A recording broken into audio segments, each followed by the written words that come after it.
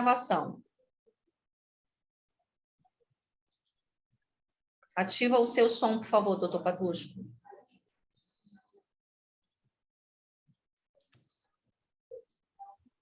Ok, pessoal. Só para saber, mas essa gravação depois ela fica disponibilizada publicamente ou é só um arquivo interno? Será editado para ir para o portal do Clube de Engenharia, se todos concordarem. Tá, obrigada.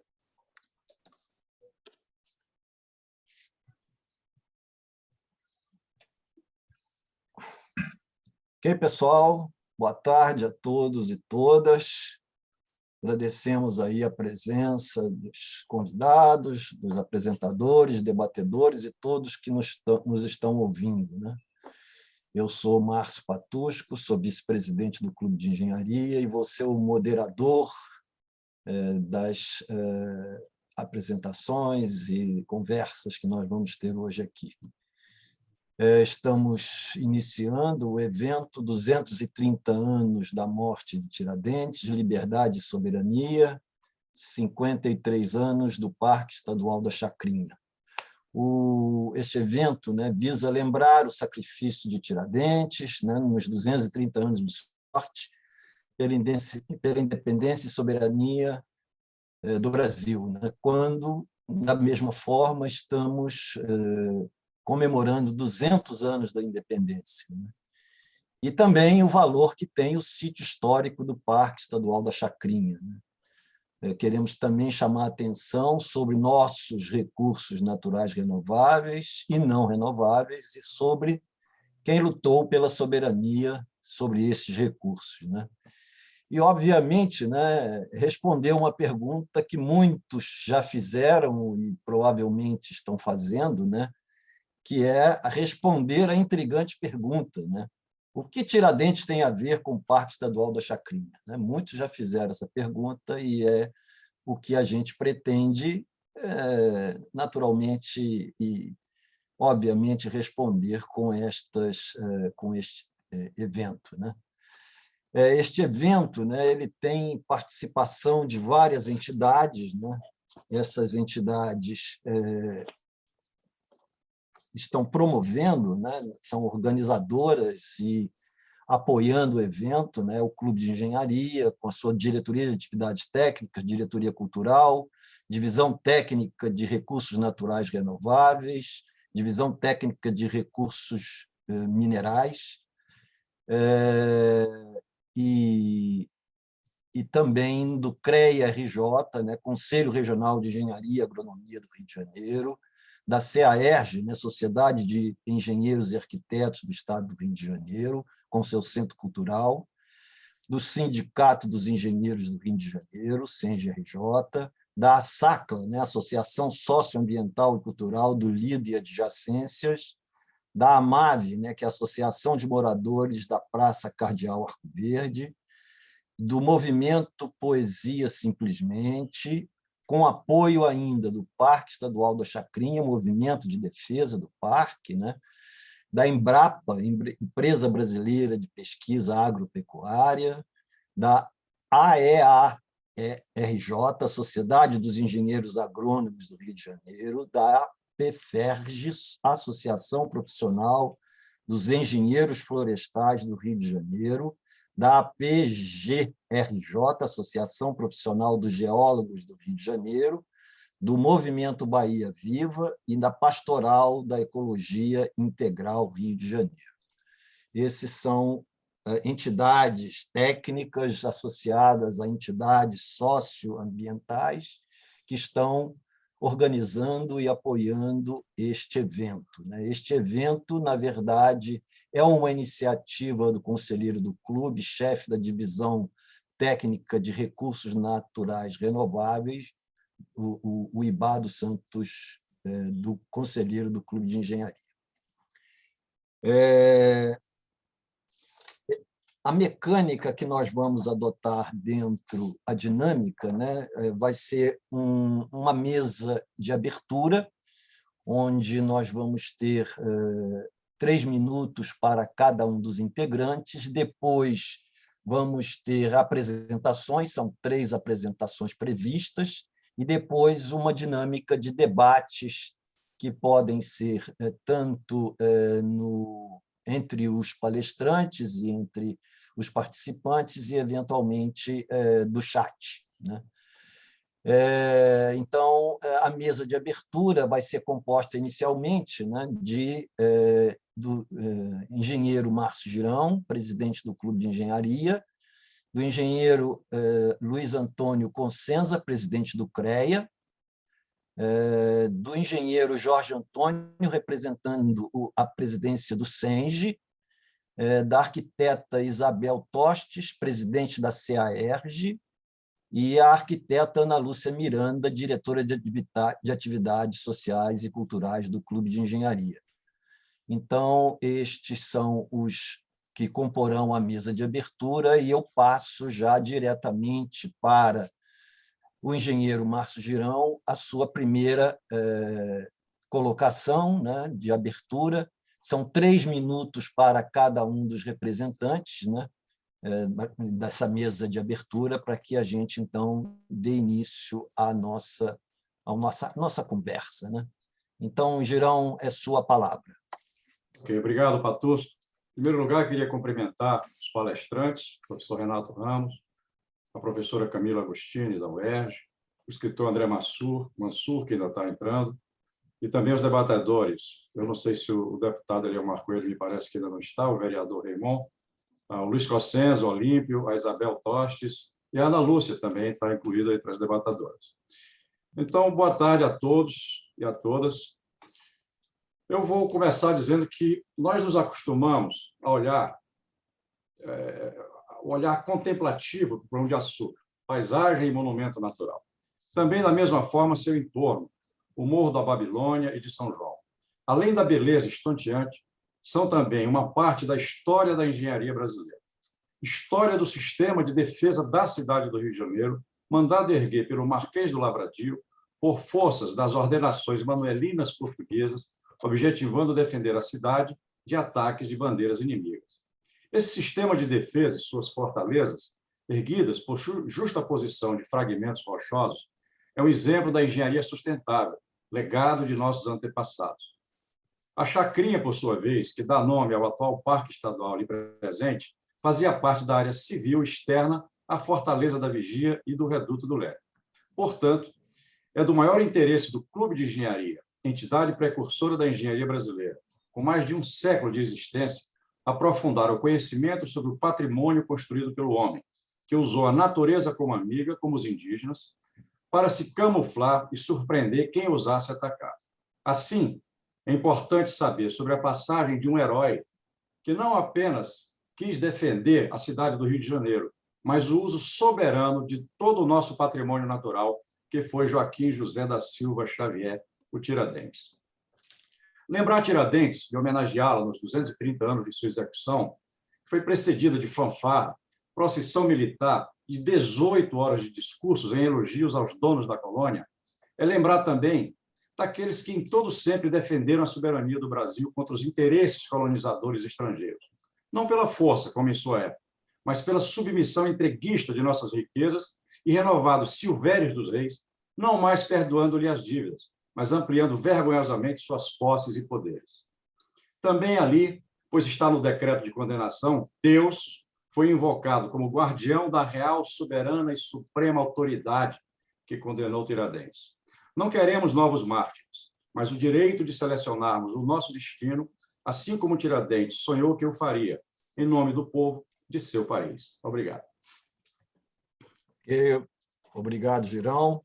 Passo, então, agora ao segundo da intervenção, ao engenheiro Luiz Antônio Cossenza, do CREA-RJ. Cossenza, é sua palavra. Obrigado, Patusso, obrigado a todos os presentes aí, aos palestrantes, um grande abraço aí para o Girão e todo a Maria Alice, ao Jorge, representando aqui a nossa entidade, o SENGE. Bom, mas eu não vou entrar em detalhes sobre o Parque do Chacrinha, não seria a ponto de discutir esse assunto com pessoas que entendem a fundo, né? Mas o que eu queria falar é que, infelizmente, o povo brasileiro não não tem a tradição de preservar os seus patrimônios. Isso eu não tenho dúvida nenhuma. Vim ontem lá de Friburgo, um casarão da antiga LBA, uma coisa tombada, está lá, desabando até, sabe? O Jorge sabe que eu vou falar aí, do Sindicato de Engenheiro, aquele Palácio Monroy, que foi jogado abaixo na construção do metrô, e de lá fizeram estacionamento subterrâneo, um chafariz que vive vazio, com gente dormindo dentro, sabe? Está aí o prédio de Barão de Mauá, que a cobertura lá que tem na frente, com gente dormindo embaixo, toda podre. Aí amanhã desaba uma cobertura daquela, uma marquise que tem lá, e mata alguém, vão dizer que foi um acidente, sabe? Não existe acidente, tem alguma causa, sabe? Então, lamentavelmente, o que a gente vê é a degradação do nosso patrimônio. E é isso que a gente tem que preservar. E agora o IBA, eu agradeço o IBA pelo convite, existindo a possibilidade até no Parque do Chacrinha, não sei se já está confirmado ou não, do Tiradentes ter passado por lá. Nós temos dado todo o apoio a esse assunto que o IBA sempre traz. Nós até tínhamos marcado ir lá quando caiu aquela chuva, né, que a gente foi adiado o evento presencial lá. Então, nós precisamos preservar a história desse país. E é isso que, muitas das vezes, o nosso povo esquece muito isso, sabe? Eu acho que o Parque do Chacrinha, que não vou dizer que conheço a fundo o Parque do Chacrinha, não conheço a fundo o Parque do Chacrinha, mas tudo que o IBA já colocou para a gente, sabe? A gente vê que é um local a ser preservado, que conta a história também, passa pela história desse país.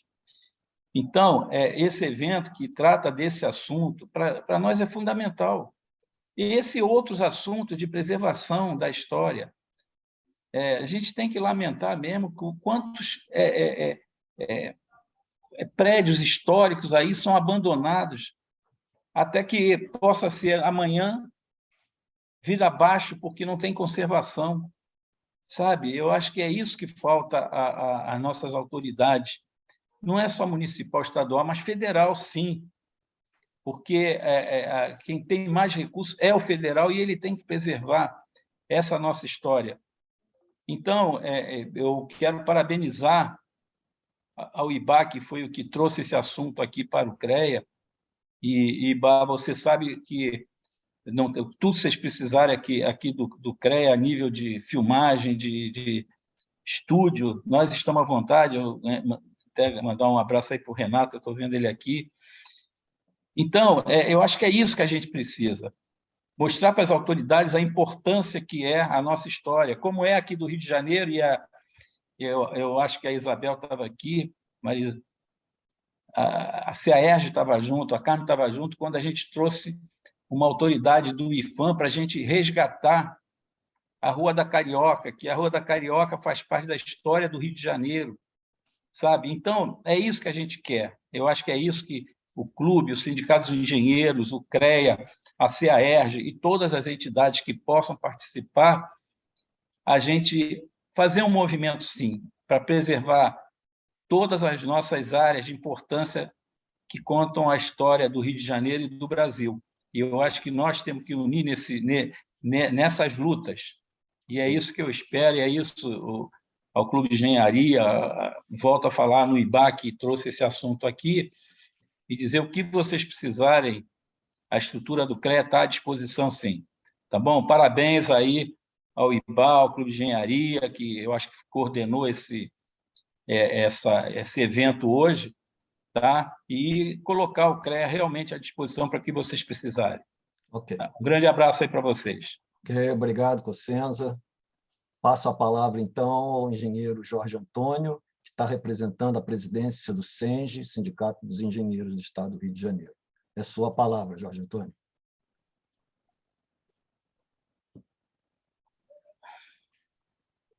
Está sem som, Jorge Antônio. Está sem som. Habilita seu áudio, por gentileza. Bem, boa tarde, Ibá, boa tarde, Márcio Girão, boa tarde, Márcio Patusco, Ana Lúcia, Maria Alice, Cossenza, né, e os demais participantes dessa mesa, desse evento, que é um evento bastante interessante, que é um evento que resgata um pouco da nossa cultura, né, o sítio histórico do Parque da Chacrinha, que é localizado numa área nobre, né, então tem toda uma história por trás do Parque da Chacrinha. Inclusive, ontem foi 25 de maio, considerado o Dia da África, né, porque nesse dia, a Organização da Unidade Africana, com o objetivo de defender e emancipar o continente africano, a ONU estabeleceu esse dia como o Dia da África, o Dia da Libertação da África, né, que seria recordar a luta pela independência do continente africano contra a colonização, contra o apartheid, né, e simboliza o desejo de um continente mais unido, organizado, desenvolvido e livre. Então, isso traz para a gente uma reflexão também da participação dos negros na história e na construção, né, de muitas obras, e uma das obras certamente teve participação, né, dos negros ali na construção ali das estruturas do Parque da Chacrinha. E é importante, né, essa luta, como todas as lutas que se defendem sítios, né, sítios arqueológicos, sítios históricos.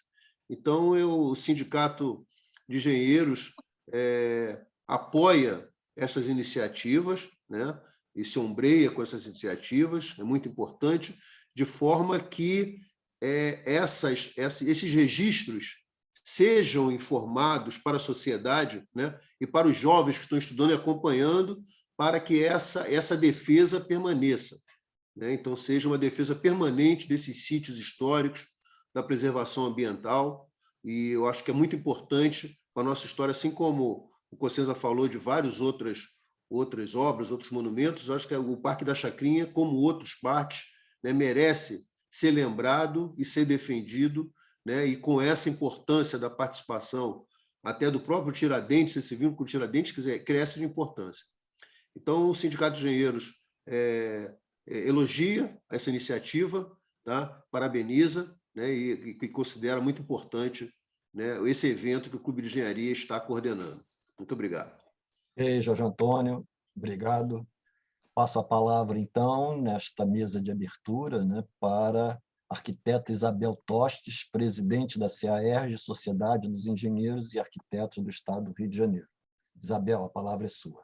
Obrigada, Márcio. Eu começo cumprimentando o anfitrião da casa, o Márcio Girão, e fico muito feliz. Bem, eu não consegui mudar o meu nome, tá? Isabel, não consegui mudar, mas você já avisou aí que eu sou Isabel Tostes, eu estou como presidente da CAERJ, e eu fico feliz de ver essa quantidade imensa de entidades aqui presentes e representando, portanto, aqui a engenharia do Estado do Rio de Janeiro, e não só do Estado, né? E também os professores que são os nossos mestres, né?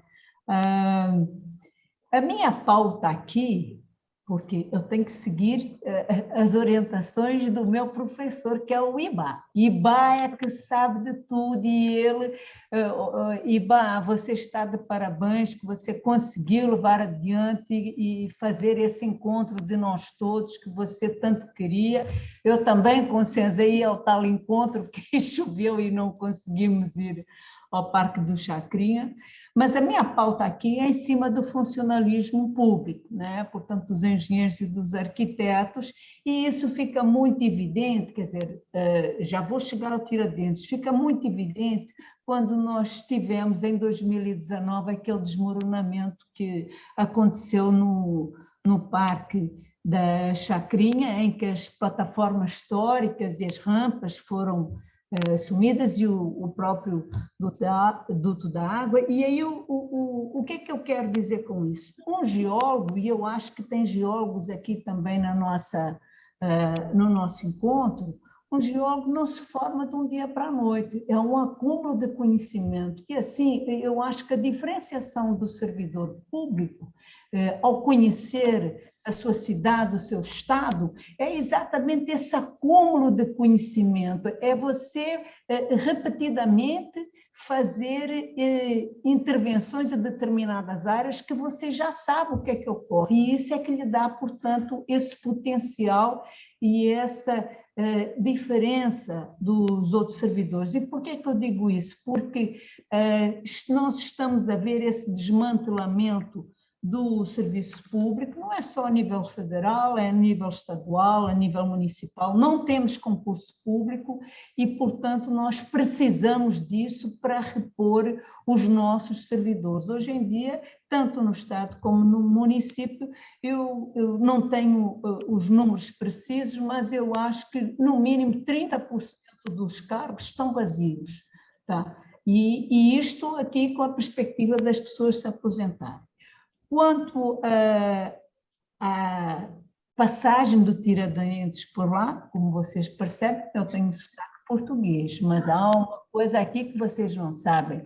E o Jorge Antônio já me roubou a fala, porque é o seguinte, eu nasci em Moçambique, então eu sou moçambicana, sou africana, então eu me sinto muito confortável aqui em falar sobre isso, e acho muito gratificante a gente saber que ainda tem mais esse acúmulo no Parque da Chacrinha, a gente saber que, portanto, um herói que tanto defendeu o Brasil da colônia, não, dos colonizadores, passou por ali. Então, eu acho que isso ainda engrandece mais o Parque da Chacrinha e torna-o, portanto, muito mais importante. Eu não vou me alongar, porque não é minha a fala é de quem vai expor os assuntos. Vamos ter uma boa reunião. Muito obrigada por me terem chamado. Obrigada, Ibá. Obrigado, Isabel. Passamos a palavra, então, agora para a arquiteta Ana Lúcia Miranda, diretora de Atividades Sociais e Culturais do Clube de Engenharia. A palavra é sua, Ana Lúcia. Não sei se eu digo boa tarde, se eu digo boa noite, porque na minha casa já está ficando escuro, mas para todos, boa noite também para a mesa, meus colegas e para os debatedores e tudo. O Parque Estadual da Chacrinha é uma área de 36 mil metros quadrados de Mata Atlântica na vertente sul do Morro de São João, em Copacabana, estendendo-se ao longo da ladeira do Leme, desde a Praça Cardel Arco Verde até o antigo pórtico do Reduto do Leme. É tombado pelo Instituto Estadual Patrimônio Artístico e Cultural, INEPAC, e administrado pela Prefeitura. Ele leva esse nome, em denominação de Pequena Chácara. É considerado um sítio histórico, pois tem como objetivo preservar os ecossistemas naturais de grande relevância ecológica e beleza cênica, possibilitando a realização de pesquisas científicas, turismo ecológico, dentre outras. Nele encontramos a Gruta de Tiradentes e plataformas do tempo do Brasil Colônia, que, segundo os historiadores, podem ter até as digitais de Tiradentes, além das digitais dos negros de Ganho. Temos também a Casa de Teodoro, o Pescador, que é a casa mais antiga de Copacabana, que parte dela foi demolida e hoje corre o risco de desmoronar o que sobrou. Há também parte do que restou de um arqueduto, e na área vizinha, contígua, os arcos do século XVIII, na atual Vila Militar da Babilônia, antiga fortaleza de vigia, onde Tiradentes serviu. Como vemos, está vivo na nossa memória o sacrifício de Tiradentes, nos 230 anos da morte do Mártir da Inconfidência. O Clube de Engenharia gostaria de ter em sua biblioteca todo o acervo relativo ao Parque da Chacrinha, pois assim poderíamos ajudar na reconstrução da Casa de Teodoro, que é a casa mais antiga de Copacabana, através do conhecimento e da tecnologia avançada para preservar essa área tão importante para a nossa cidade. Obrigada. Obrigado, Ana Lúcia. Praticamente já começamos a responder a pergunta, né, inicial, que é o que tem a ver o Tiradentes com o Parque da Chacrinha, né? Então, já se percebe aí a relação, né? Mas, então, a gente vai passar para a nova etapa das apresentações, né? Então, teremos previstos 3 apresentações, a primeira do professor Renato Ramos, a segunda da professora Camila Agostini e a terceira do escritor André Mansur, né?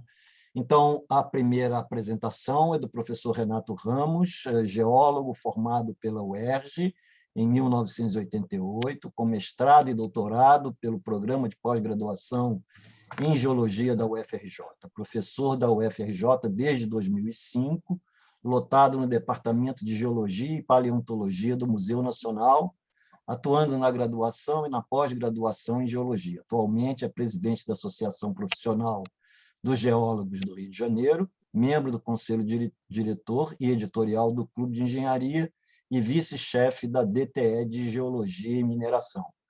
Então, passo a palavra ao professor Renato Ramos para sua apresentação. Renato, cerca de 20 minutos, eu te aviso, quando chegar em 2 minutos por aí, eu te aviso para obrigado, a sua Márcio. apresentação. Ok.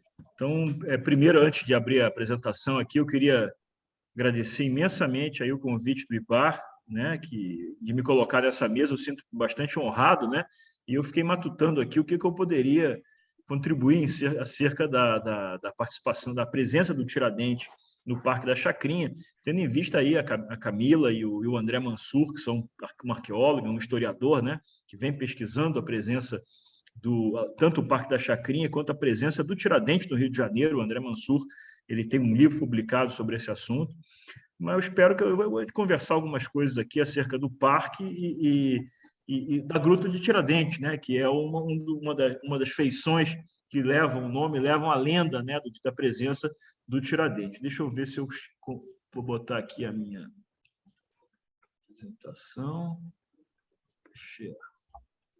Já conseguem ver? Estamos vendo, sim. Tá. Se o senhor clicar em apresentação, abre mais um pouquinho, na parte de baixo. Apresentação. Lá embaixo. Aqui. Aí, isso. Pronto? Então, beleza. Está aqui o nosso meme, né? Eu não sei quem falou, acho que foi o Marco Latiger, que tem tanta entidade apoiando que ficou pequena o anúncio, né? Mas se a gente tem um monte de entidades apoiando, isso tem um mérito importante, né, de entidades que estão juntas aí nessa luta conjunta em defesa do Parque da Chacrinha e outras coisas que apoio à comunidade, né? Nós temos aí nos empenhado na questão do ruído da subestação da Light, que tem incomodado barbaramente aquela vizinhança de Copacabana durante esses meses da pandemia, aí, algo bastante sério, né? Ou seja, esse grupo aí de entidades civis, de organizações e pessoas tem se transcendido, né, a questão meramente do Parque da Chacrinha e tem redundado em atividades e solidariedades bastante interessantes, né? Eu queria falar um pouco assim Renato, uma coisa, eu acho que não está passando seus slides. Não?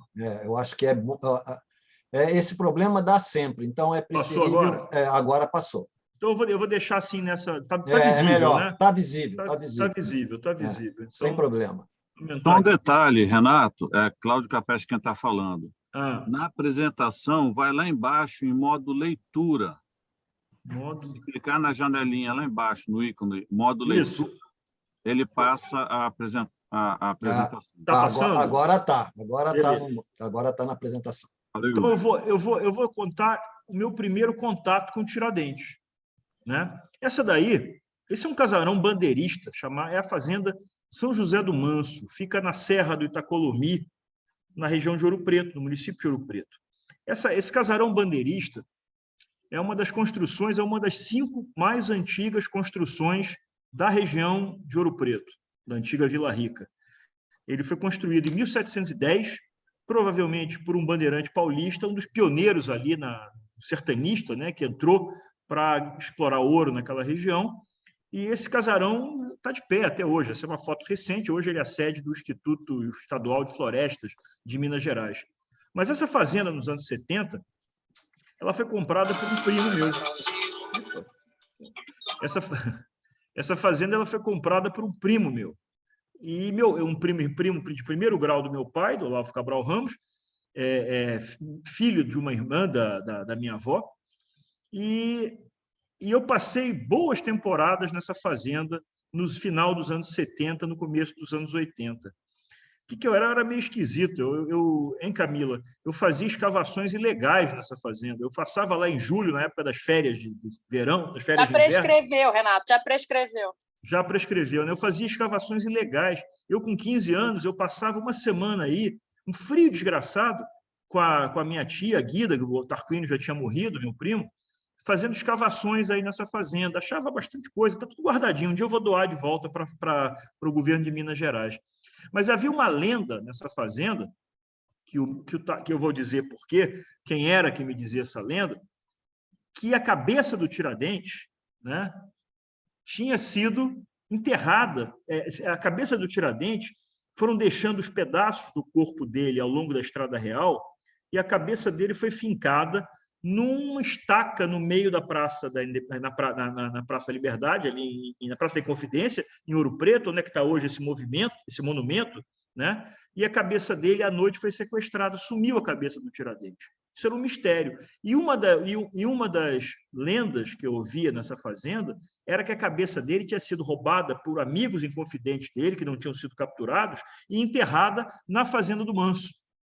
Né? Então, eu passei eu não estava escavando atrás da cabeça do Tiradentes, não. Eu estava escavando atrás de peças arqueológicas e tal, né? Fazendo escavação ilegal. Mas essa coisa ficava... Imagina se eu desse com um esqueleto ali, uma caveira, eu ia ser uma presença nacional, a maior descoberta arqueológica do século XX, provavelmente. Né? E esse cara aí, esse é meu primo, Tarquínio Barbosa de Oliveira. Ele trabalhou em banco muitos anos e depois ele comprou a Fazenda do Manso nos anos 70 e resolveu virar historiador. E foi ele o cara que republicou os autos da devassa da Inconfidência Mineira, todo comentado. Ele virou um grande estudioso da Inconfidência Mineira, talvez um dos maiores conhecedores da Inconfidência Mineira no Brasil, e teve essa grande obra aí de publicar os autos da devassa. O que eram os autos da devassa? O processo dos inconfidentes, né? Todos os autos do processo do Tiradentes e dos outros inconfidentes que ele transcreveu, publicou, revisou e comentou fartamente. Quem puder achar essa coleção, isso deve ter em biblioteca, mas acho que já está esgotado para comprar. Então, essa minha ligação com o Tiradentes vem da Fazenda do Manso e do meu primo, que era um grande especialista no Tiradentes. E aí eu chamei a nossa apresentação aqui de Tiradentes Copacabanenses.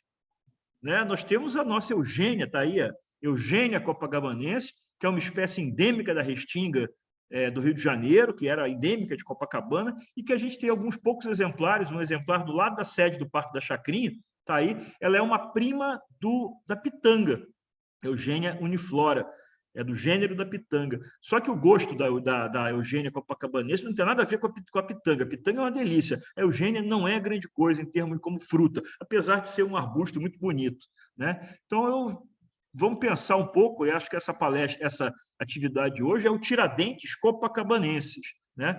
Está aí uma visão aproximadamente do Morro da Chacrinha, do alto da ladeira do Leme, aí no século XIX, né, com Copacabana bastante vazia, com algumas ruas já sulcadas na Restinga. Né? Dá para ver os morrotes, esse morro que está no centro da foto, próximo ao mar. Hoje ele é o local da piscina do Copacabana Palace, mas esses morrotes aqui é o que limitavam Copacabana do conhecido Reduto do Leme, que era uma área ligada à atividade militar desde o século XVIII. Então, essa visão do alto da ladeira do Leme era a visão, no século XVIII, que preocupava os portugueses. Depois das invasões francesas de 1710 e 1711, a primeira do Duclerc fracassada, a segunda do Duguet-Rouen completamente um sucesso total, entrou com 15 navios na Barra da Baía de Guanabara, tomou a cidade do Rio de Janeiro de setembro a novembro, saqueou a cidade e teve um lucro de quase 100% a empreitada desse corsário francês.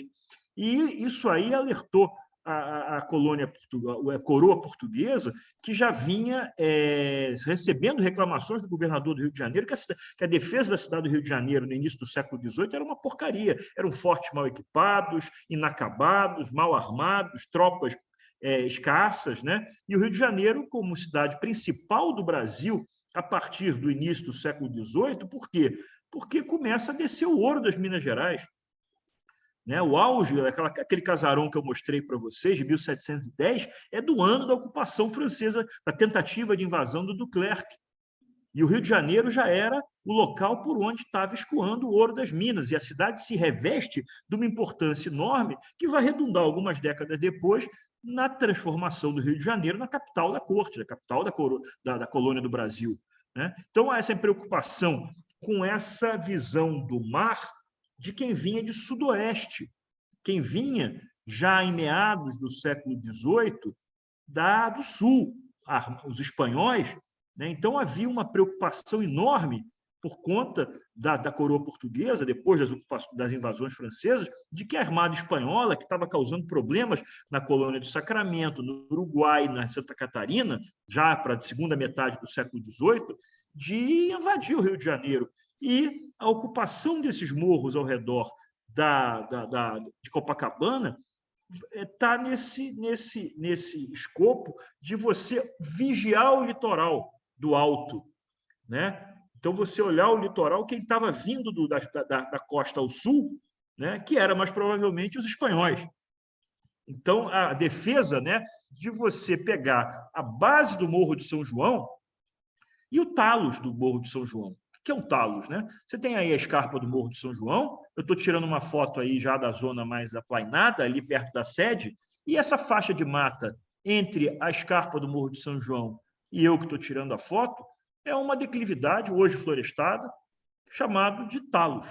É o sopé de uma escarpa. E esse sopé de uma escarpa, está aí uma visão aqui do Norte Fluminense, que fica mais claro porque não tem vegetação. Né? Você tem uma escarpa rochosa, uma declividade acentuada, pero no tanto, e vocês observem ali um monte de matacões de rochas que caíram lá de cima por conta do processo erosivo na encosta, e na parte de baixo uma planície fluvial, provavelmente. Então, essa visão assim é uma visão que seria, claro, o talo é praticamente a mesma visão que a gente deveria ter do Morro de São João quando aquilo foi desmatado, né, no final do século XVIII para a implantação, né, de sistemas de defesa. Está aí outra esqueminha, né, de uma escarpa e uma declividade vegetada com muitos blocos rochosos na superfície, que, no caso do Morro de São João, é constituída, a montanha é formada por esse gneiss, o famoso gneiss facoidal. Como diz a professora Kátia Mansur, a mais carioca das rochas. Né? É um granito de idade aí, em torno de 580 milhões de anos, metamorfizado durante a colisão continental que gerou o supercontinente de Gondwana, lá na transição do pré-cambriano para o Fanerozoico. Então, a gente tem essa bela rocha que forma não só o Morro de São João, como todos os fragmentos rochosos naquele depósito de talos do sopé do Morro de São João. E, por coincidência, o monumento da Praça dos Inconfidentes, em Ouro Preto, onde está exatamente do local onde estava a estaca da cabeça do Tiradentes, é feito de gneiss facoidal. Eu cansei de sentar naquele monumento tomando uma cervejinha nos anos 80, e é um gneiss facoidal carioca, em homenagem ao Tiradentes. Está lá na Praça Central de Ouro Preto, né, feito dessa rocha daí, de alguma das pedreiras aqui da zona sul da cidade. E a gente vê, isso é uma visão do talos. Hoje está florestado, e a gente pode observar ali, ao centro da foto, o muro de pedra seca, né, que conforma uma das muitas plataformas que existem nesse talos.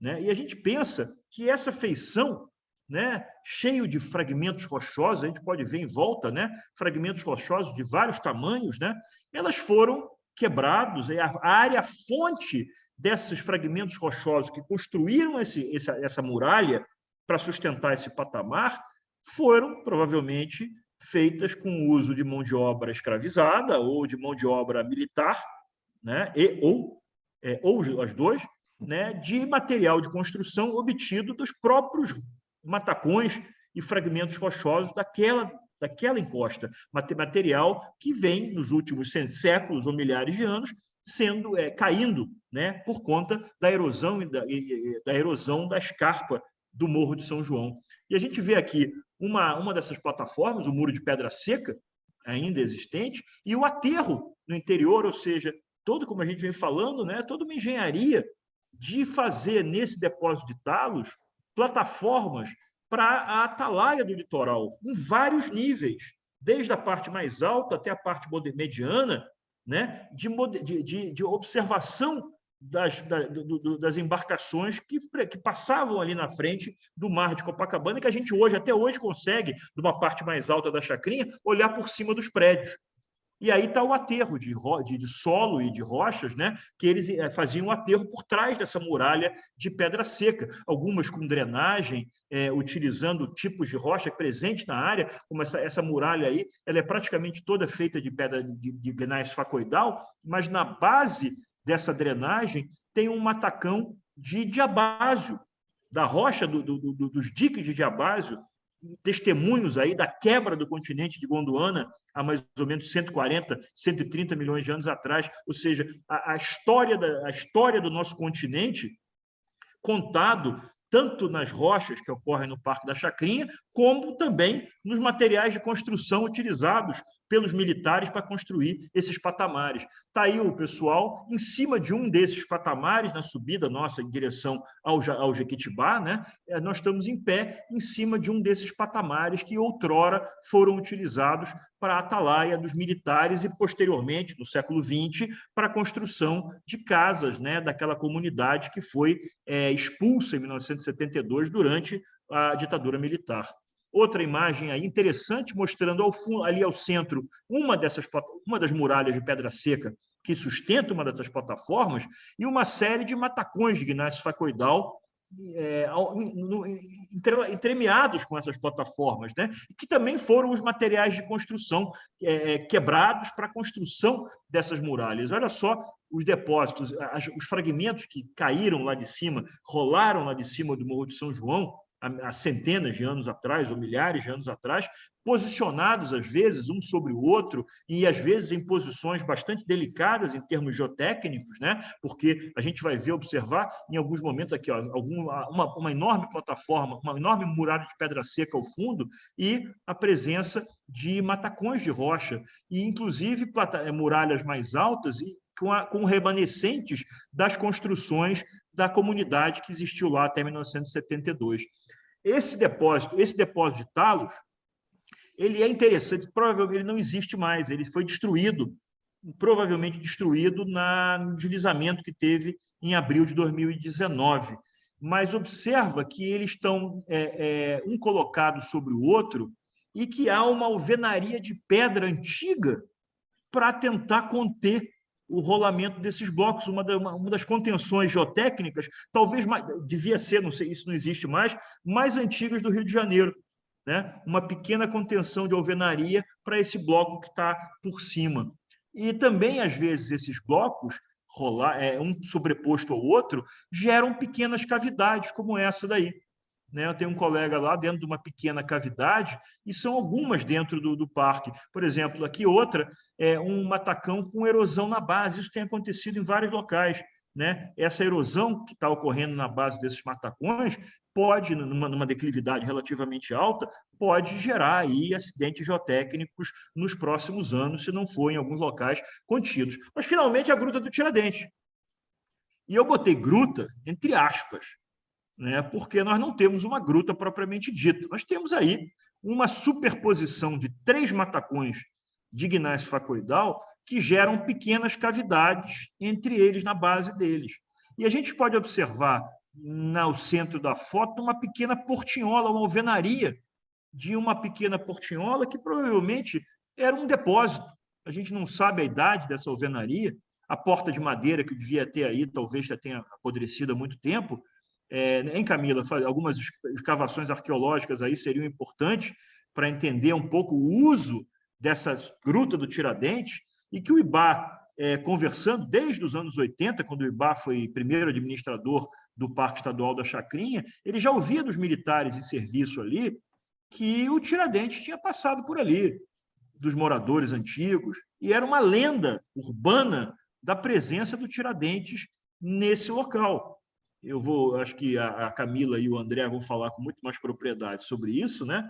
Mas observem, a outra porta, né, da parte mais alta da Gruta do Tiradentes, observa uma porta ali em cima de uma alvenaria que provavelmente era um depósito, e não sei se da época do século XVIII, certamente não, dessa alvenaria, mas que certamente isso aí deve ter sido usado pelos militares como local de descanso, talvez tivesse um telheiro aí, alguma cobertura, né? Porque lembra, esse depósito de talos no século XVIII ou no século XIX, e boa parte do século XX, ele foi desmatado para poder fazer a atalaia do litoral. Então, essas áreas aí de cavidades certamente foram utilizadas pelos militares que serviam nessa região como local de descanso, ou para depositar armas, ou como paiol, ou sei lá, como algum momento de depósito ou de local de reunião, né? Porque é um local aprazível em termos de sombreamento e tal, numa área que devia ser bastante ensolarada pelo desmatamento que aconteceu.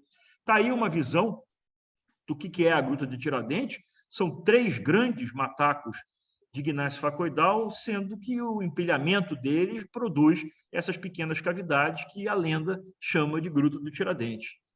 Um deles está, de fato, ocorrendo erosão por baixo do matacão, né? E isso tem que ser observado, né? A evolução dessa erosão pode movimentar esse bloco novamente, né? Depois de séculos que ele está aí parado, talvez essa erosão pode causar algum problema geotécnico no futuro, que tem que ser acompanhado. Mas estamos aí, ó, eu, o Ibá e o Tiradentes, na frente da Gruta do Tiradentes. O Ibá está praticamente olhando para o Tiradentes ali, né? E isso aí confirma a presença do Tiradentes no local, né? Não é, Ibá? Então, eu vou ficando por aqui. Essa eu não esperava. E olha lá, o que você falou com ele, Bá? Olá, tudo bem? Perguntou para ele, o que você passou por aqui? Passou sim. E eu acho que isso vai ficar patente no que o André Mansur falar e no que a Camila falar. O André Mansur tem trabalhado com isso, que o Tiradentes serviu no Forte da Vigia durante 3 anos. Então, ele fez como é que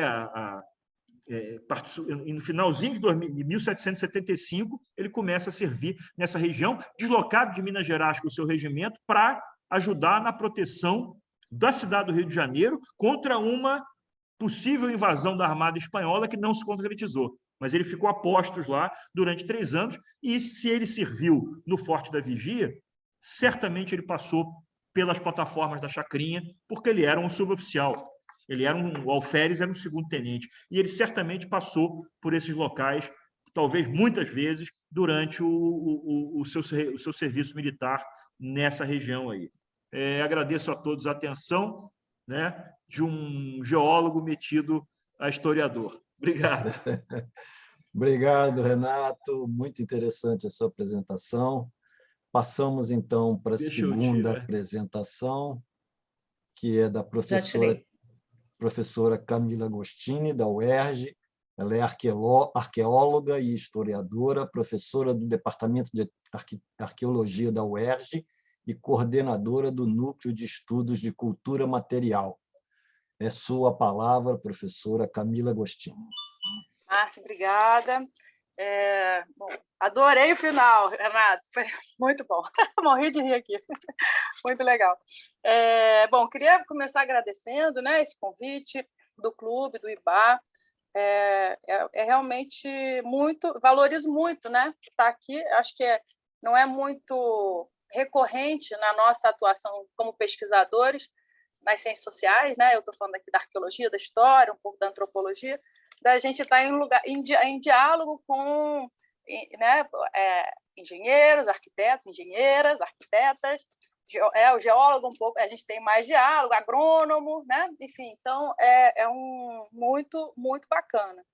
E mais ainda, de ouvir agora nas apresentações, foi muito legal, de ver essa sensibilidade, né, para a questão dos patrimônios, das histórias, das memórias, né, com posicionamento, inclusive, né, quando se fala de relatividade à ideia de acidente, né, são responsabilidades, são desastres, né, são, que devem ser responsabilizados. Essa questão da dimensão pública, né, a nossa relação com o público, isso né, então assim muito bacana estar com vocês aqui, né, e trocando essa ideia.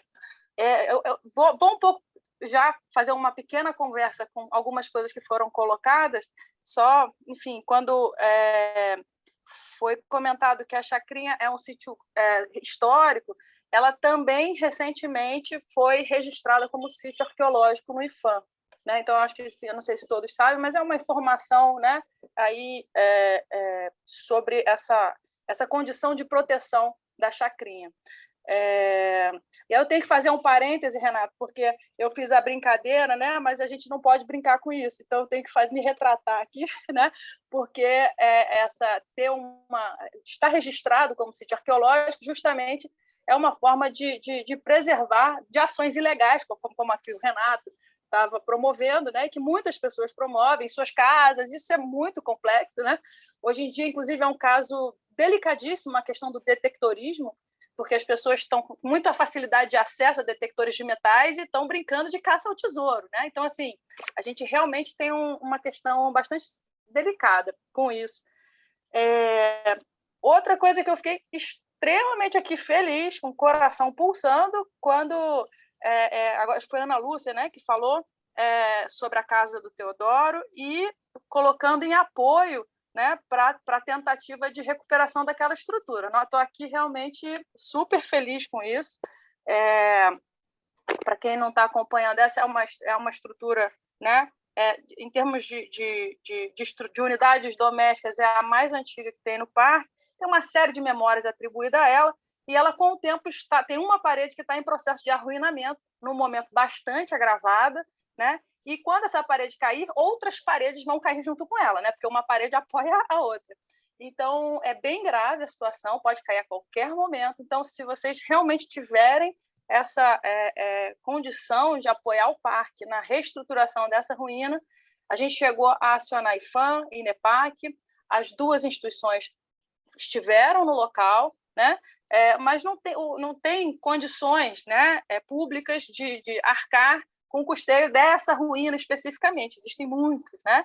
Então, se a gente consegue o apoio, né, de engenheiros, arquitetos, para ajudar na contenção, na reestruturação dessa ruína, nossa, seria maravilhoso. O que eu puder ajudar, eu não tenho um olhar técnico para isso, mas o que eu puder ajudar, vocês contem com a minha ajuda. Bom, como o Renato falou, eu não entendo nada de Tiradentes. Não é a minha, né, não é a minha seara. A gente tem desenvolvido um projeto, a gente desenvolveu um projeto de arqueologia e memória no Parque da Chacrinha, especificamente entre 2014 e 2015, foi a época da ação mais né, objetiva e tal. Depois eu continuei usando a Chacrinha como sala de aula, enfim, ela nunca deixou de estar no quintal da minha casa, né, em termos profissionais.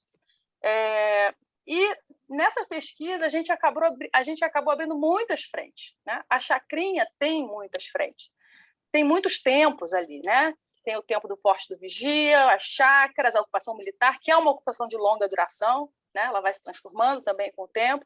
Tem a história da comunidade, né? Que começou a se constituir ali em meio à casa dos oficiais e soldados que moravam ali, acontecendo um processo de favelização, ainda na década de 30, 40, tudo indica, e que em 1970 houve uma ação de remoção, né? Logo em seguida, passou um processo, a criação do parque.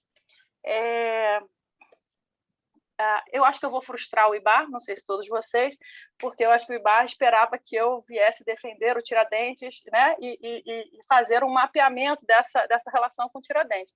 Só que eu não tenho eu não tenho, acho que o André certamente vai poder amparar todos nós com relação a isso. Como eu disse, são muitas frentes.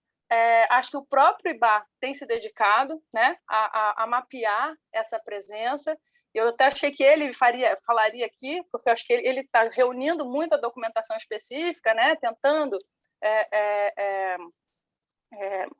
mapear aí essa presença dele no Rio, em Copacabana e até na Chacrinha. Então, acho que ele seria a melhor pessoa para falar. Então, estou aprendendo, adorei aqui a fala do Ricardo, do Renato, já aprendi um tanto de coisas, né? Até tem uma pergunta depois para você, mas deixo para a hora do debate, sobre o negócio do desmatamento, Renato. Mas o que eu posso contribuir, eu pensei também, né, que como é que eu vou contribuir? A gente acabou se dedicando, como eu falei, são muitas frentes, né, muitos tipos de documentos diferentes, além das diferentes ocupações.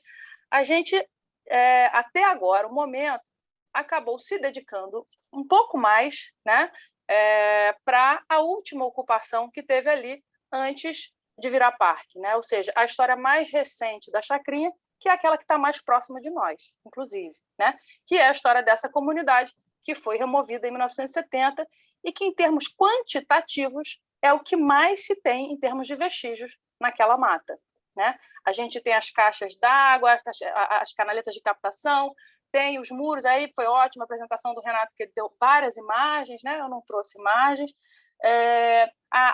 O antigo sobrado, que hoje é chamado a Casa do Teodoro Pescador, mas os muros, né, para a criação das plataformas, mas em termos quantitativos, materialmente, a presença mais marcante, sem sombra de dúvidas, é dessa comunidade, né? Então, o que eu vou, enfim, trazer para a gente conversar, né, é um pouco usar a história para a gente pensar o mundo que a gente vive, né?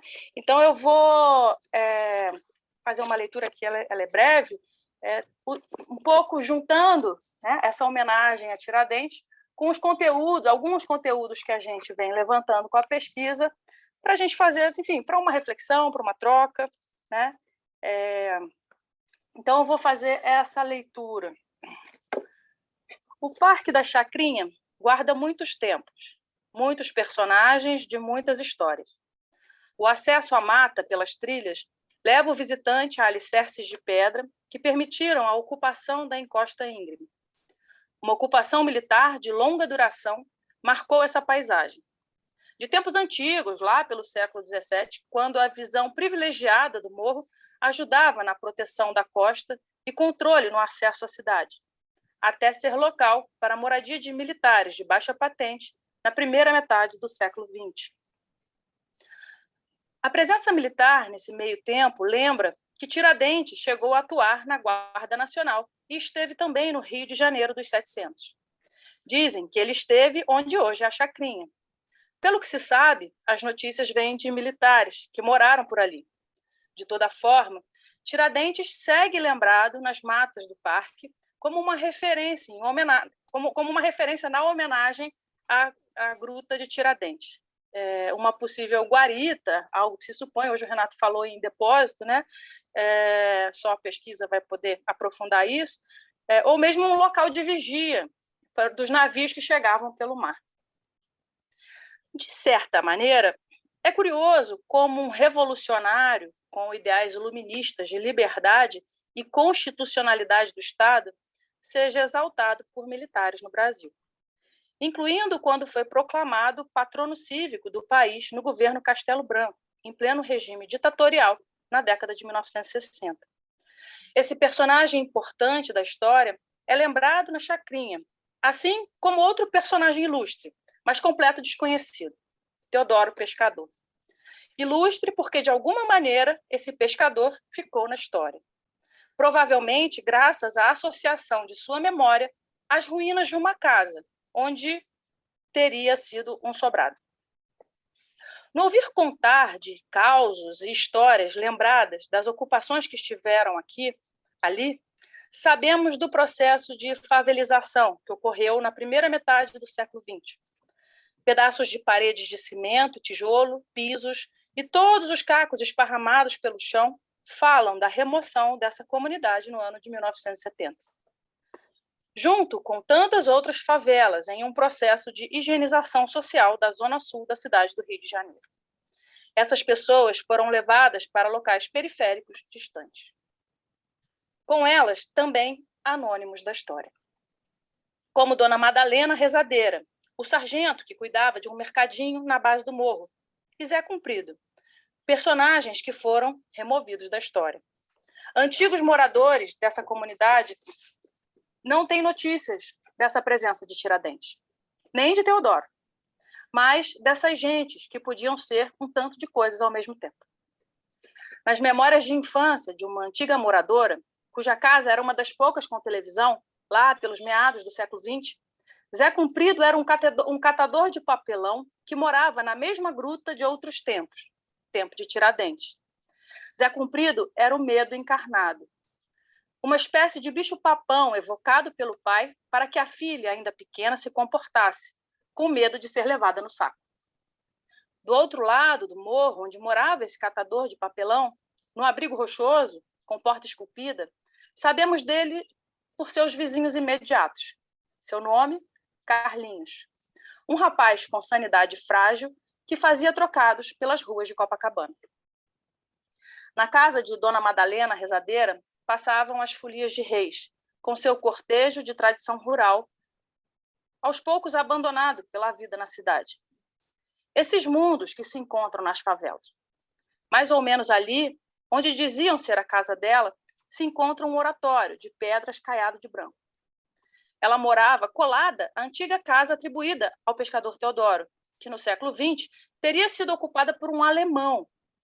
O Diz que me disse do morro atestava ser um nazista fugido da Segunda Guerra.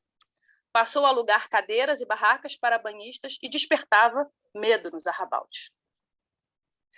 Lembrar dos 230 anos da execução de Tiradentes nos lembra de sua trajetória, de sua luta e do medo que ele gerava a quem estava no poder, o que levou à sua decapitação.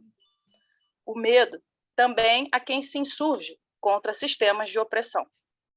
A outra face do medo do pobre, que assombra aqueles que não têm pelo fato do outro não ter.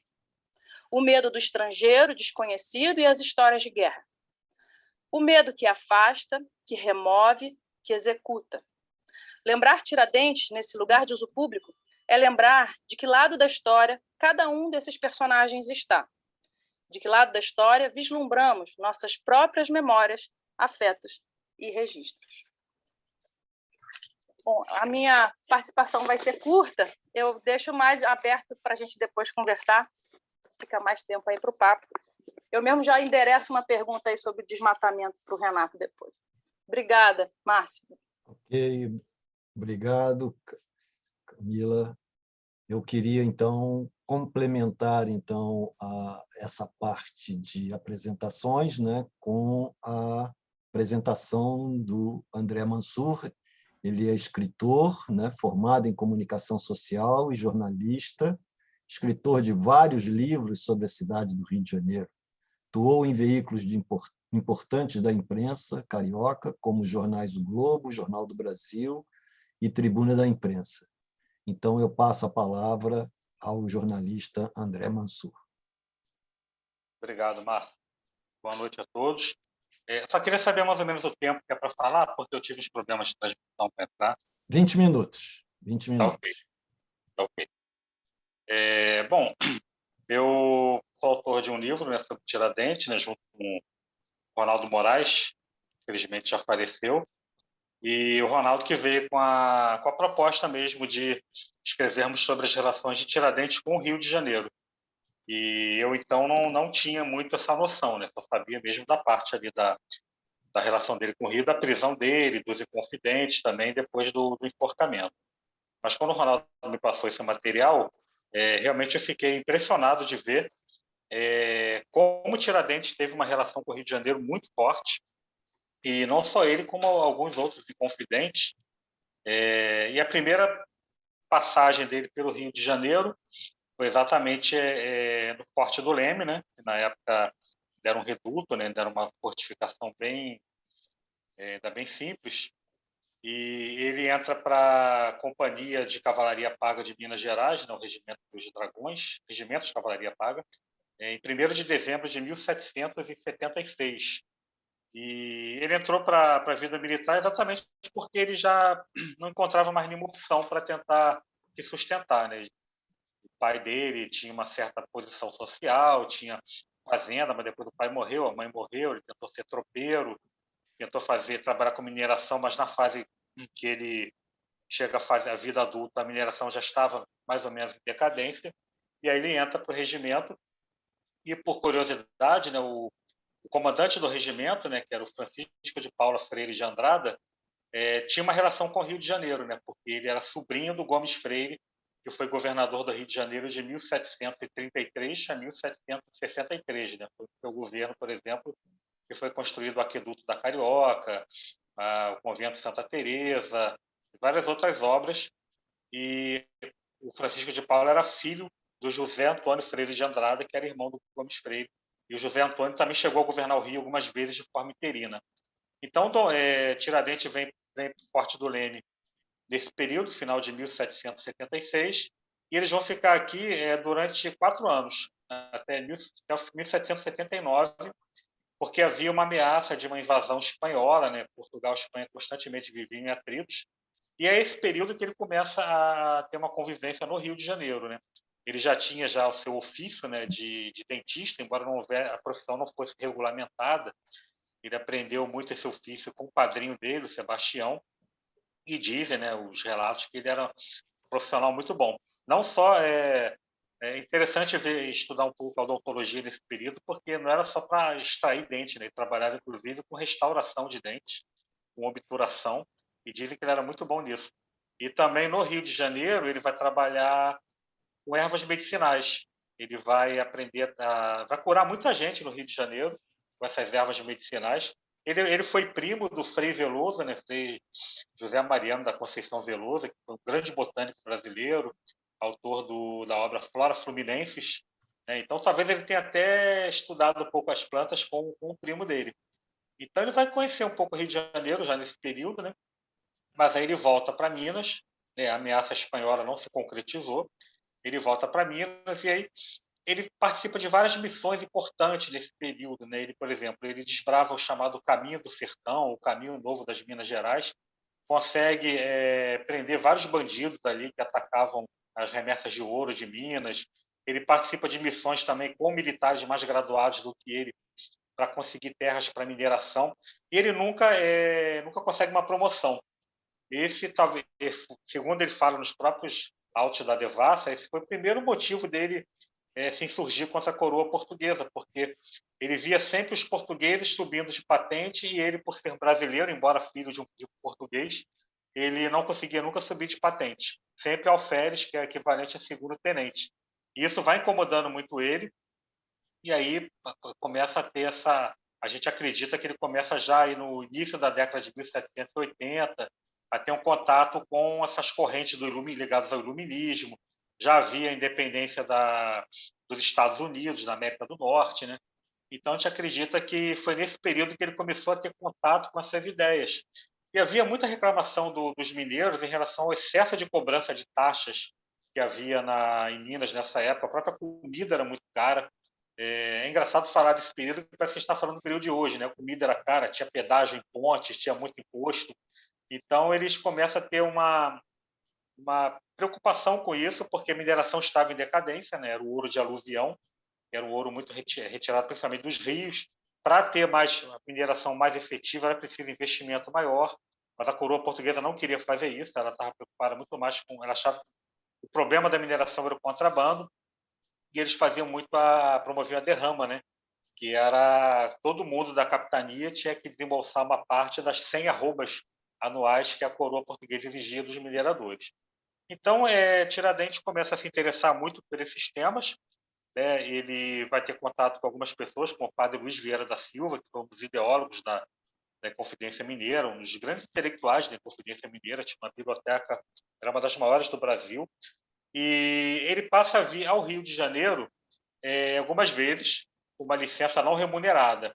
E é nesse momento que ele começa realmente a fazer articulações do movimento da Inconfidência no Rio de Janeiro, principalmente com comerciantes, e principalmente com comerciantes ligados à maçonaria.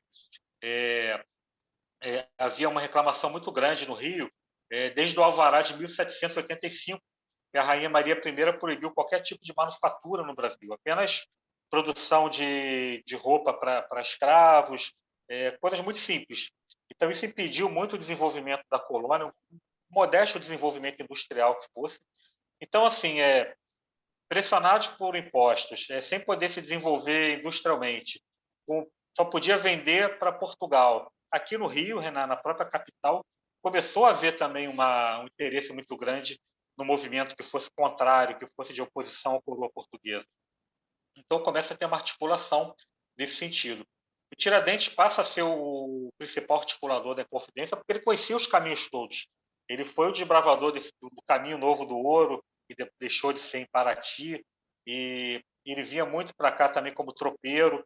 Então, ele passa realmente a conhecer, e ficou muito tempo no Rio de Janeiro, como eu falei. Então, ele passa a fazer as articulações com esses comerciantes que viviam aqui e também com os mineiros, né? Tanto os intelectuais, quanto os comerciantes, quanto os militares, que o próprio Francisco de Paula Freire de Andrada estava entre os líderes da Inconfidência Mineira e depois, de forma vergonhosa, ele vai ser um dos delatores da Inconfidência Mineira. Então, Tiradentes chega um momento também na vida dele que ele tenta desenvolver projetos no Rio de Janeiro, projetos importantes de construção de trapiches, né, que eram armazéns que ficavam nos portos, e o mais importante projeto dele, que foi o de captação de águas do córrego Catete e do rio Andaraí. Então, ele queria canalizar águas para o centro do Rio de Janeiro, para chafarizes na altura do Campo de Santana. E esse projeto acabou sendo avaliado pelo vice-rei, Dom Luís de Vasconcelos, que seria depois a pessoa que iria prender Tiradentes, e foi remetido à Rainha Maria I, que foi a pessoa que depois iria condená-lo à forca, né? E ela mantém um documento dela que ela pede para avaliarem os projetos de Tiradentes. Mas os projetos de Tiradentes não foram à frente, e isso muitos estudiosos falam porque havia uma certa indústria dos aguadeiros, né, que é como se fossem os caminhões-pipas da época. Os aguadeiros eram aqueles que davam jeito de levar água para as pessoas que moravam longe dos chafarizes, através de escravos. E o projeto de canalização de rios iria facilitar o acesso à água. Então, essas pessoas tinham muita influência no Senado da Câmara, que era o parlamento da época, e elas bloquearam de todas as formas o projeto de Tiradentes. Tem uma outra história também envolvendo Tiradentes no Rio de Janeiro, que é muito interessante. Havia alguns estudantes cariocas em Portugal, e esses estudantes tiveram contato com algumas pessoas ligadas ao governo dos Estados Unidos e conseguiram reuniões, né, conseguiram algumas reuniões com eles, e essas reuniões parece que conseguiram uma aliança que os norte-americanos promoveriam. Thomas Jefferson esteve nessa reunião na França, ele era o embaixador americano na França, através da maçonaria francesa houve essa reunião, e havia uma promessa de que eles poderiam enviar tropas americanas em troca de trigo, em troca de ouro, de outros produtos. Então foi feita essa aliança, e alguns historiadores acreditam que o Tiradentes tenha participado dessa missão, tanto em Portugal quanto na França. O Darcy Ribeiro mesmo defendia essa tese. Tem uma advogada gaúcha que escreveu um livro sobre essa tese, a Isolde Helena Branche, que ela pesquisou fontes em Portugal. Alguns pesquisadores portugueses também defendem. Há indícios de que ele possa ter participado dessa reunião, porque justamente nesse período da reunião, em 1788, ele estava de licença não remunerada. Um dos estudantes de Coimbra, o José da Maia Brito, que era filho de um comerciante carioca, ele foi um dos principais líderes desse contato. Ele acabou morrendo de tuberculose em Portugal, não participou aqui do movimento, mas havia essa articulação, então, com os Estados Unidos para eles enviarem soldados quando o movimento eclodisse. Mas, assim, a gente não tem certeza se Tiradentes estava envolvido. De qualquer maneira, ele está no Rio de Janeiro em julho de 1788, quando chega outro líder da Inconfidência Mineira, José Álvares Maciel, que estudou engenharia na Inglaterra e seria o responsável pela fabricação de pólvora durante a Inconfidência, caso ela se concretizasse. Havia também uma pessoa muito importante na Inconfidência, foi o João Rodrigues de Macedo, que era uma espécie de banqueiro da época. Ele começou no Rio de Janeiro, trabalhando no Rio de Janeiro, e ele também tinha muitas ligações com o Rio. Ele acabou, embora fosse um dos líderes da Inconfidência, ele acabou não sendo indiciado em nenhum momento. Então, sabe-se que ele molhou a mão de muita gente lá, do próprio governador de Minas. Então, ele jamais foi sequer inquirido na Inconfidência Mineira, embora na própria casa dele tenham acontecido várias reuniões. Mas ele depois teve um papel importante quando os inconfidentes foram enviados para o exílio, né, para o degredo na África. Ele ajudou muito as famílias de muitos desses inconfidentes. Então, assim, esse período de 1788 é um período muito importante da Inconfidência, porque as articulações estão assim em evidência, estão no seu momento mais alto. Há uma reunião perto do Natal de 1788 que eles começam a decidir realmente os rumos da Inconfidência. Eles já têm as armas, têm as pessoas, eles estão aguardando apenas a derrama.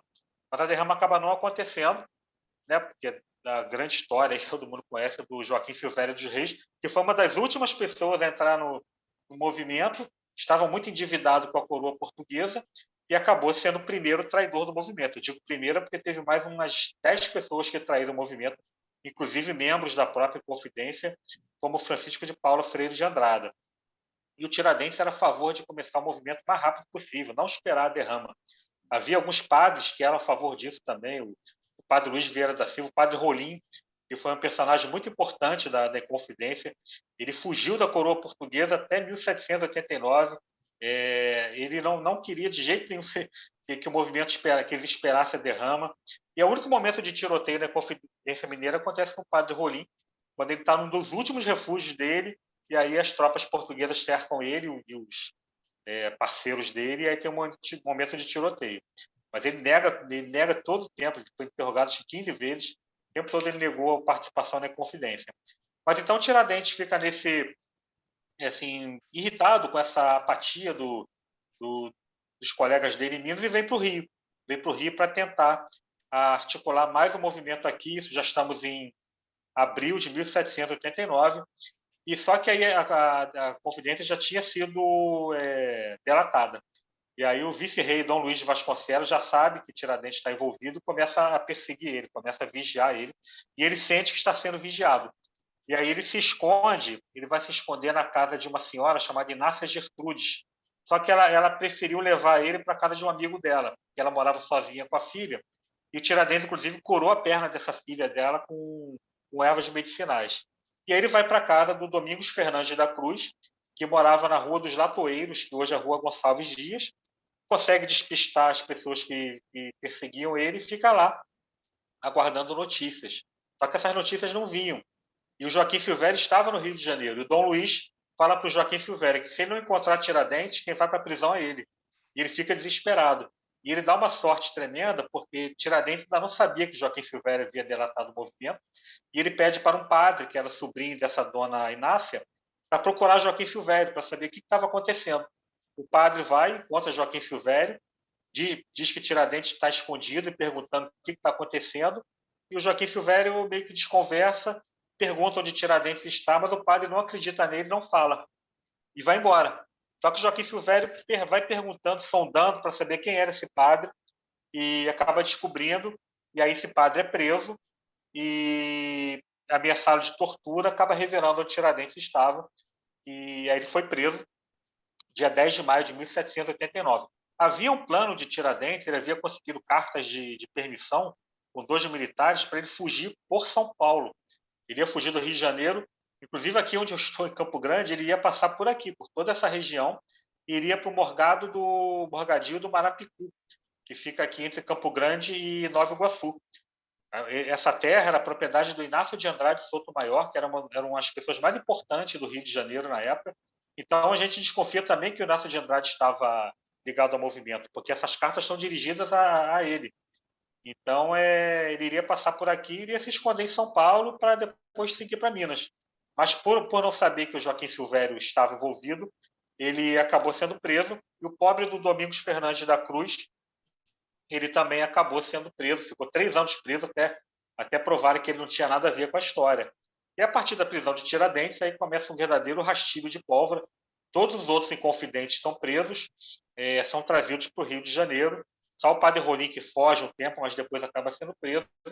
E o Tiradentes ele é preso, primeiro, no Paço Imperial, né, que era Paço dos Vice-Reis na época, fica um dia preso ali. Depois é levado para a Ilha das Cobras, a cela dele ainda existe lá até hoje.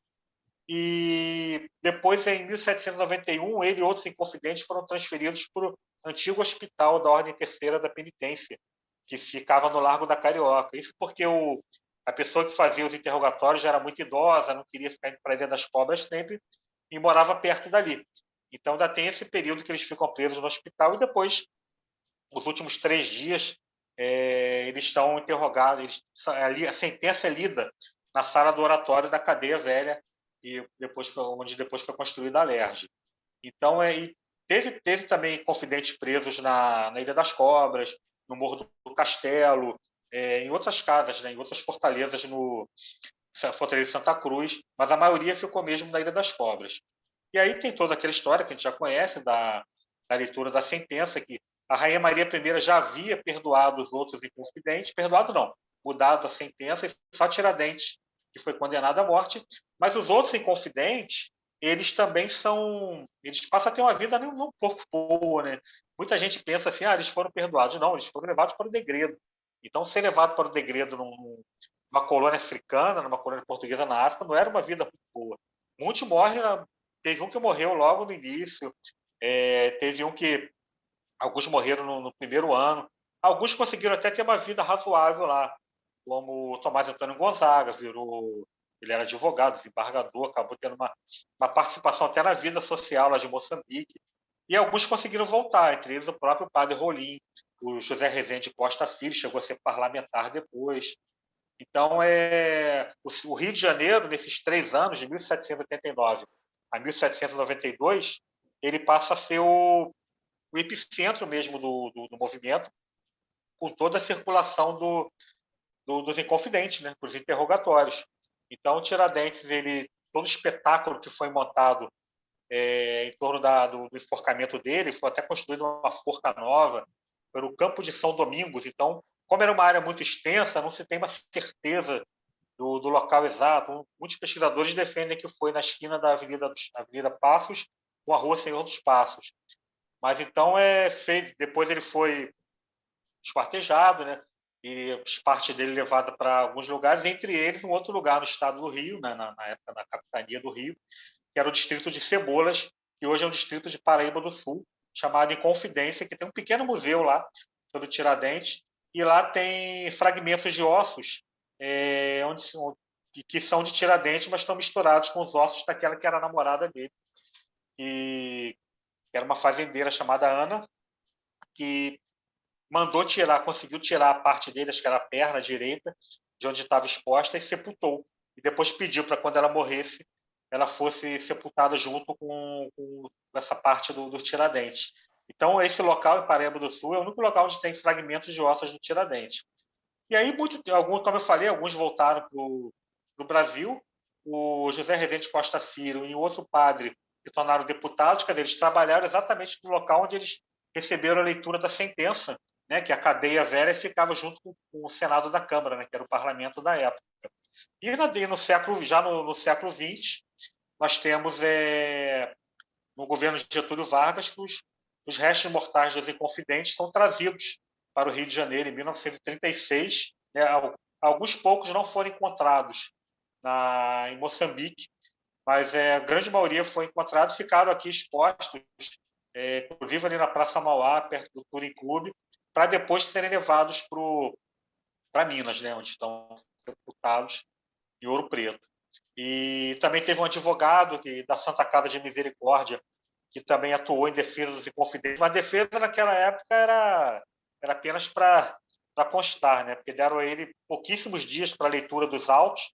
Ele ainda tentou mudar algumas punições. O máximo que ele conseguiu foi reduzir alguns anos de degredo de alguns inconfidentes, mas muito pouca coisa. Mas mesmo assim ele fez o trabalho dele, era pago pela Santa Casa, foi a única possibilidade mínima de defesa que os inconfidentes tiveram. E como eu falei, muita gente não foi sequer mencionada no processo, muita gente, inclusive em Minas. Né? Quando a gente foi vasculhando depois os documentos, nós vimos que muita gente importante em Minas não entrou no processo. O próprio vice-rei, o próprio governador de Minas, ele também suspeita-se que ele soubesse do movimento, porque ele demorou muito a prender o Tomás Antônio Gonzaga e o Francisco de Paula Freire de Andrada, porque acho que ele ainda esperava alguma coisa mudasse ali, né, na Inconfidência. Então, assim, o João Rodrigues de Macedo, como outras pessoas ricas e influentes do Rio de Janeiro, também não foram envolvidas.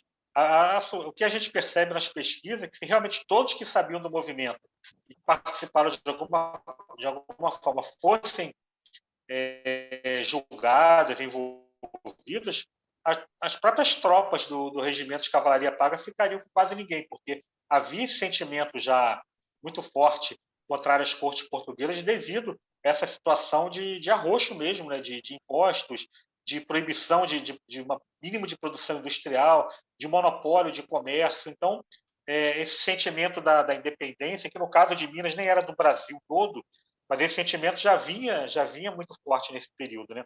E o Rio de Janeiro, por ser a capital, essas ideias circularam muito aqui, tanto que alguns meses depois do enforcamento de Tiradentes, nós tivemos aqui a Sociedade Literária do Rio de Janeiro, que foi um movimento também não revolucionário, mas um movimento que discutia essas ideias do iluminismo, essas ideias da Revolução Francesa, da Revolução Americana, numa casa, como se fosse um curso, como se fosse um curso livre no centro do Rio de Janeiro, e o vice-rei, que já era o Conde de Resende, ele manda prender as pessoas que estavam lá, os professores, mas depois descobre que não tinha nada assim, nenhum movimento sendo organizado, né? Em relação ao Rio de Janeiro, temos também uma outra situação bem irônica, que é na Praça Tiradentes. Pode ter sido local de enforcamento ou não, mas na Praça Tiradentes você tem a inauguração da estátua de Dom Pedro I, em 1862, Dom Pedro I, que era neto da Rainha Maria I, que mandou enforcar Tiradentes. Então, assim, basicamente, esse é um pequeno resumo assim, do que a gente achou. Ok, André. Tem muitos mais aspectos, mas que a gente, à medida que foi pesquisando, fomos descobrindo muito mais temas ligados ao Rio de Janeiro na Inconfidência Mineira. Ok. Obrigado, André. Não sei se eu passei do tempo. Não, mas não tem problema. Foi 2 minutos só a mais. Não tem problema nenhum. Obrigado. Ok, muito obrigado. Esclarecimentos exaustivos sobre a vida de Tiradentes nesse período conturbado, né? Então, a gente passaria agora para a terceira fase da nossa dinâmica do evento, né, que é a fase de debate. Eu já vi que a professora Camila já tinha endereçado uma pergunta, ela poderia novamente fazer a pergunta, parece que era para o Renato, né, do que ela teria de curiosidade a respeito. É algo muito específico, Márcio. Não sei se você quiser deixar para depois, eu não tem problema, não. Eu também posso fazer agora. Não, pode fazer agora e a gente vai esquentando os motores para as próximas perguntas. Tá ótimo. Não, eu fiquei curiosa porque essa questão do desmatamento é algo é uma pergunta, né, que a gente ainda também não teve tempo de averiguar. E quando você falou do desmatamento, eu queria saber da onde vem essa informação e você sabe mais ou menos em que período e o quão devastado foi ali o morro. Você tem mais informação? Camila, eu imagino que se você implanta ali um sistema de atalaia, de vigilância do litoral, boa parte das árvores foram cortadas para facilitar a visualização do litoral, né? Então, por exemplo, o Jequitibá, o nosso Jequitibá, o mais antigo morador de Copacabana, ele só sobreviveu porque ele está em um degrau estrutural acima da cota 80, acima do sistema de atalaia, né? Então, eu acredito que a primeira coisa que eles fizeram lá, quando fizeram os patamares, foi cortar a floresta, para poder ter uma visualização do litoral. Eventualmente sobrou alguma, talvez, na parte mais acima dos patamares, né? Mas a parte abaixo dos patamares, eu imagino que tudo tenha sido cortado e mantido cortado durante muito tempo. Tá. Ok.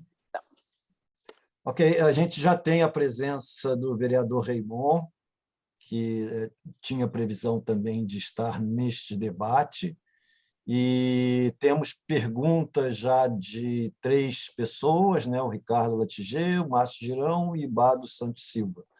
Então, eu vou passar primeiro a palavra para o Raymond, para ele proferir algumas palavras sobre o evento para nós, que ele estava previsto para fazer exatamente essa parte do debate e até mesmo fazer alguma menção na parte de apresentações, né? Mas, enfim,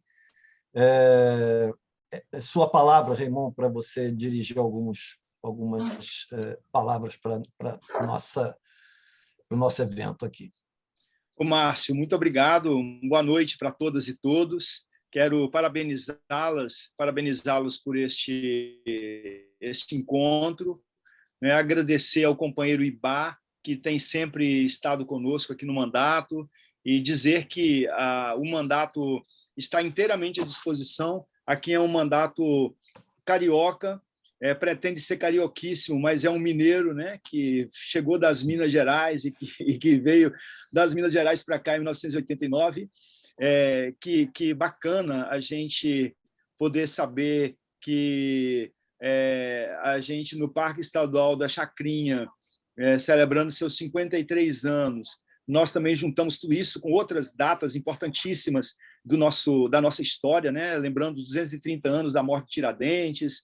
A gente não pode deixar também de lembrar os 200 anos da independência, independência que ainda temos o IN, entre aspas, né? A gente ainda busca isso, os ideais de Tiradentes, os ideais dos mineiros, né? E, portanto, da busca por liberdade, ainda que tardia, ainda que seja tarde, e já é muito tarde, mas nós continuamos buscando por ela, continuamos lutando por ela.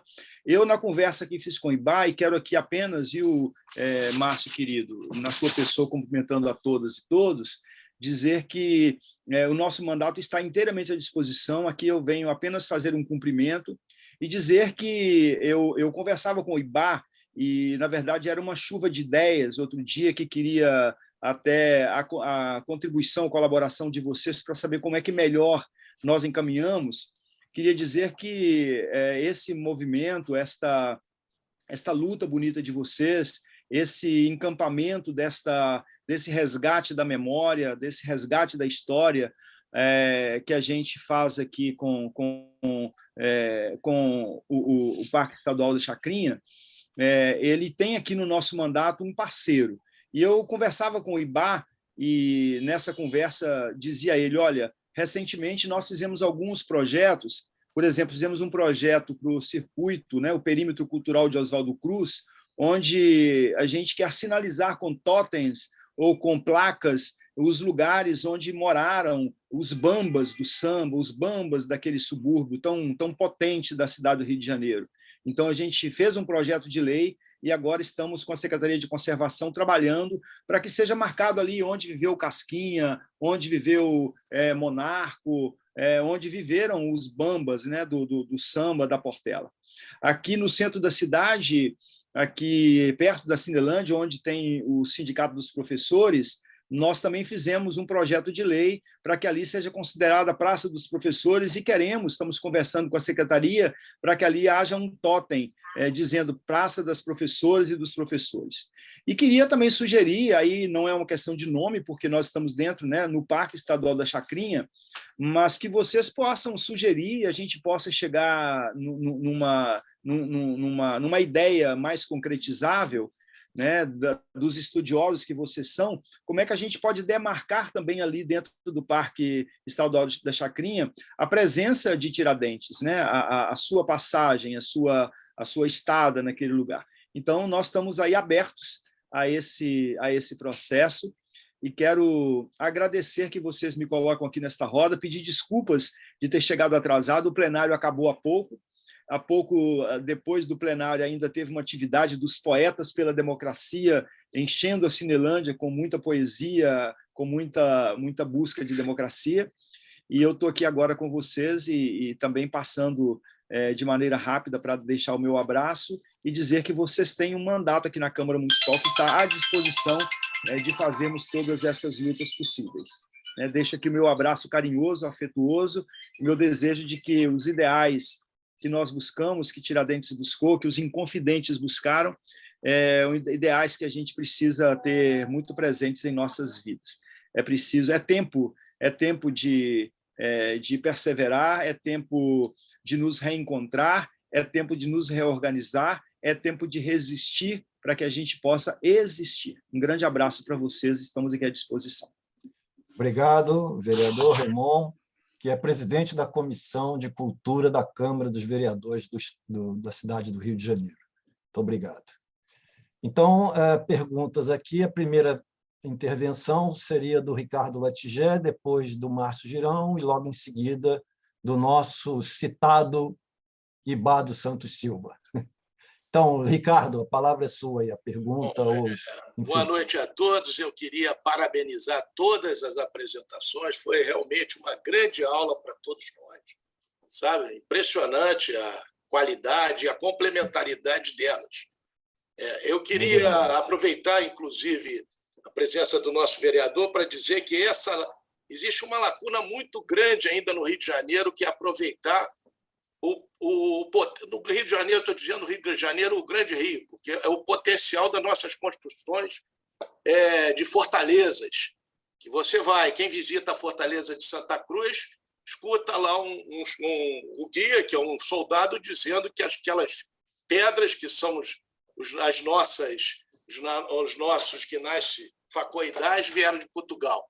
E não é por falta de esforço de tentar mostrar o quanto é importante isso, inclusive a construção, as pedras de cantaria. O Rio de Janeiro tem construções belíssimas e existe muito estudo feito sobre isso, que merece também ser pensado nos totens.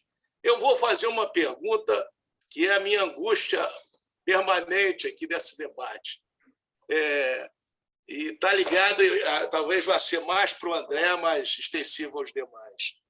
Por que não deu certo? Um projeto desse, do ponto de vista, como você descreve, do ponto de vista de uma estrutura que passa por determinados poderes, por que não deu certo? Será que é porque nossa, inclusive com interlocuções internacionais, articulações de grande monta, que eu não tinha conhecimento, o que nos levou inclusive, a aprender com esses processos revolucionários que não são simples.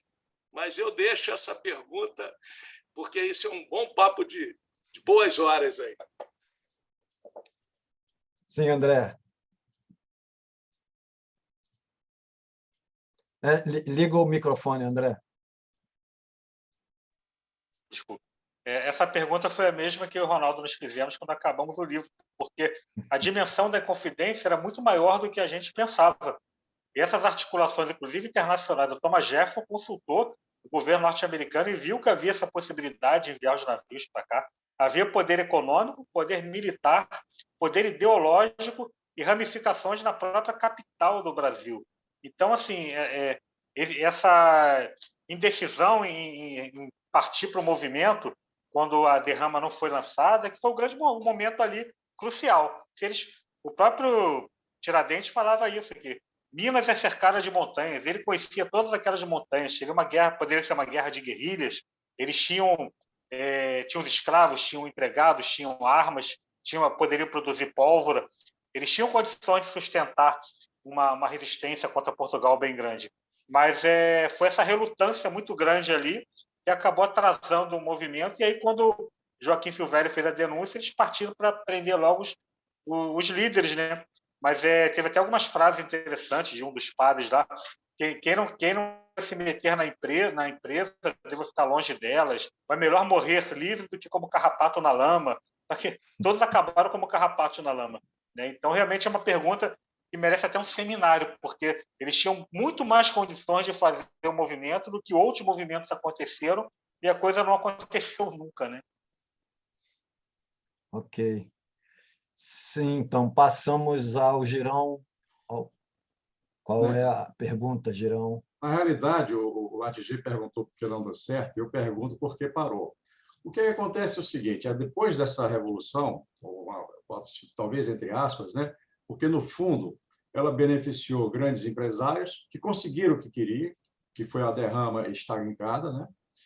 E o Alferes Tiradentes, que tinha a patente mais baixa, foi o único que foi enforcado. Os outros todos foram comutados. E grandes, como você falou mesmo, né, André? Outras pessoas que estavam no movimento sequer foram citadas, mas conseguiram o que queriam, que era um movimento que não tinha muito de popular. né? Então, tanto é que não houve um sentimento de revolta com o povo, mesmo dentro do aparato militar e da pomposidade da execução do Tiradentes, né? Eu estava falando no começo, você não estava presente, né? Foram 18 horas de discursos e assim por diante, uma coisa absolutamente, talvez para servir de exemplo, né? Mas pegaram a pessoa que tinha menos influência, a que tinha a patente mais baixa. E aí, a minha pergunta é essa: por que parou? Que eu já estou dando mais ou menos uma ideia da minha opinião do que ele, por que parou. Mas quando é que o Tiradentes virou herói? Foi logo depois ou demorou? Ele se torna o mito mesmo, né? O mito da Constituição de Tiradentes começa na proclamação da República, quando os republicanos queriam criar esse herói, né? E quando viram na figura de Tiradentes alguém que lutou contra a coroa portuguesa, deram a ele aquela barba que na verdade ele nunca teve, para ter uma aparência de Jesus Cristo. Ali começa uma construção do mito. Mas é interessante que, antes mesmo disso, nós temos, por exemplo, Machado de Assis, que admirava muito a figura de Tiradentes, já tinha escrito várias crônicas falando que a independência do Brasil, o 7 de setembro, tinha que ser comemorado junto com o 21 de abril. Ele tinha uma admiração muito grande para a figura do Tiradentes, mas é a partir mesmo da República que esse mito começa a ser construído, porque durante todo o período do Império, a Inconfidência não foi muito mencionada, né? O próprio Tiradentes não foi muito mencionado. Até alguns historiadores diminuíam muito a importância da Inconfidência. Mas os republicanos, na medida que queriam alguém que tenha se subordinado contra a coroa e tenha sido um militar de baixa patente e tal, criaram esse mito que não existe nenhuma descrição da figura de Tiradentes, né? Inventaram aquela figura lá, mítica lá, de um Jesus Cristo, que a gente também nem sabe o rosto de Jesus Cristo. A única pessoa de toda a Inconfidência que teve um rosto descrito foi o padre Rolim. E como o padre Rolim fugiu, deixou eles desorientados de muito tempo, fizeram um retrato falado do padre Rolim. Então, pedir para um escrivão da Polícia Civil, de um desenhista da Polícia Civil, fazer um retrato falado do padre Rolim, tem todas as descrições ali. Mas nenhum deles tem. O próprio Tomás Antônio Gonzaga sempre foi colocado como uma pessoa assim, que tem nada a ver com o que ele era, falava que ele era totalmente oposto do que foi representado. Mas a figura mítica mesmo começa ali, e depois, na década de 60, né, do século XX, ele se torna patrono cívico da Polícia da Nação, patrono da Polícia Militar. Então, é interessante que durante a ditadura ele se torna patrono cívico do Brasil, e um grupo guerrilheiro também tinha o nome de Tiradentes, porque afinal ele se subordinou contra o poder constituído, né? Até isso provocou assim, essas contradições, né? Ok. Então, agora, o Ibá, que é o nosso citado e, na verdade, o articulador para a realização desse evento, muitos já mencionaram essa participação do Ibá na realização desse evento, né? E o Ibá, então, quer dar algumas palavras aí e fazer uma pergunta, Ibá? Diga aí. A respeito de uma explicação de uma pergunta que a Camila Agostini fez. Diga. Na verdade, é o seguinte: não houve um desmatamento geral. Os militares eles tiravam as árvores da frente onde estavam as plataformas para eles poderem visualizar o litoral, para visualizar a ladeira do Leme, né? Mas o resto da mata era preservado, né? Eles usavam a mata como um aliado para esconder-se e atacar de surpresa a quem se atrevesse a subir a ladeira do Leme ou fazer qualquer ato de rebeldia, né?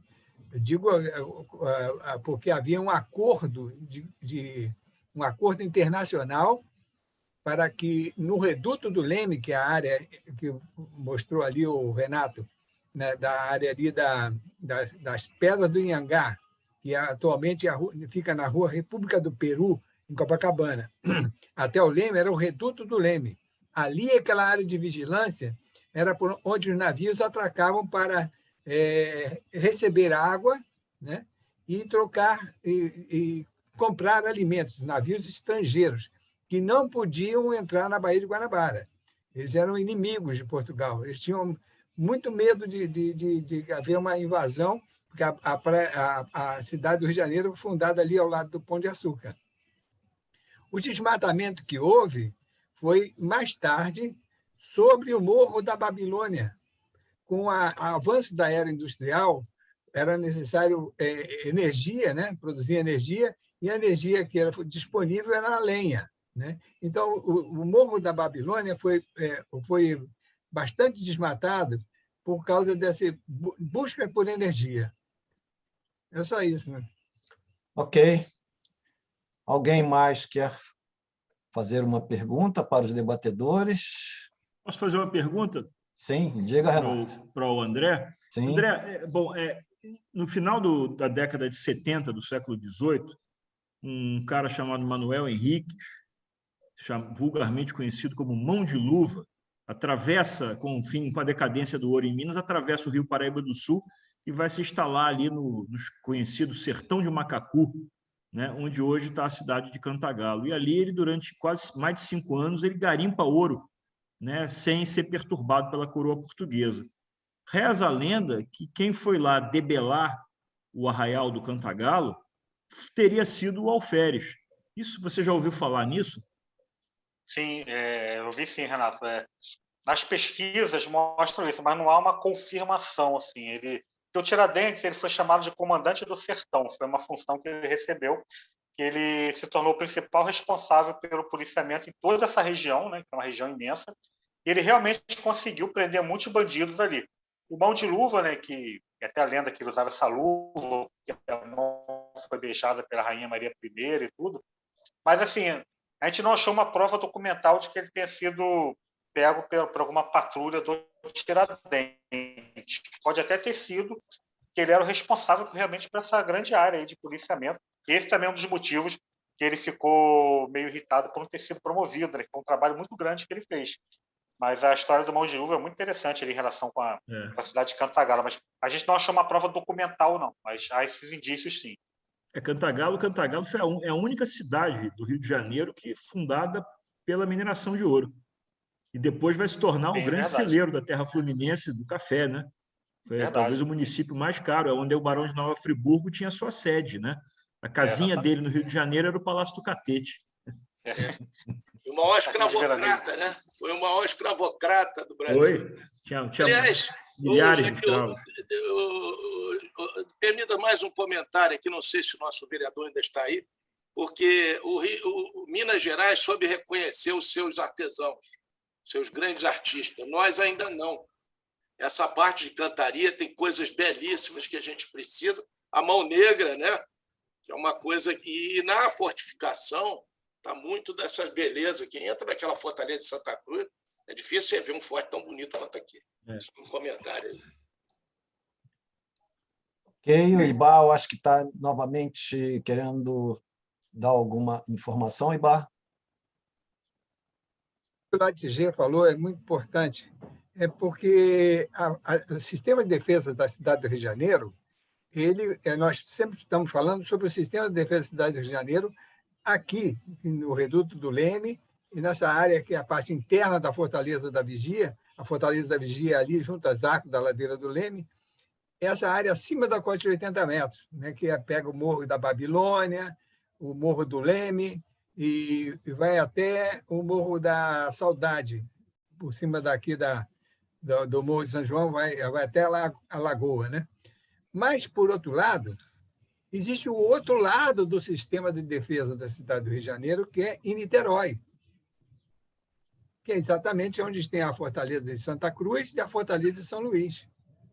Essa área, que é uma área grande, né,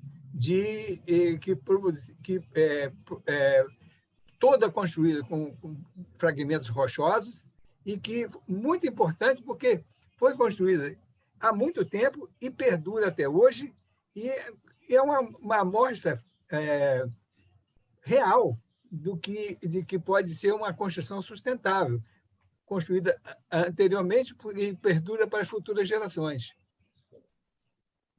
Só lembrando, tem mais, nós temos o Forte do Graguatá.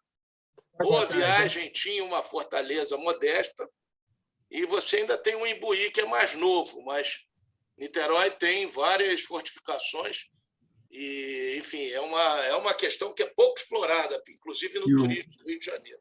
E o São Luís lá em cima. E o lá em cima do morro também, do São Luís. A Fortaleza de Santa Cruz, eu acho que ela está aberta à visitação pública, né? Eu tive lá coisa de alguns anos atrás, é uma visita espetacular. E nós, para quem não é geólogo, ao passar pela ponte de entrada, por favor, olhem para baixo, vocês vão ver um dique de diabásio, ou de basalto ali, eu acho que é basalto, belíssimo, que ele é com um intemperismo diferencial espetacular. Parece que a faca passou ali, a natureza passou uma faca. Mas a base da Fortaleza da Vigia, junto aos arcos sobre a ladeira do Leme, estão lá. Os militares vão lá. Assim, isso aqui é a base da Fortaleza da Vigia. É bem junto ali ao Parque da Chacrinha.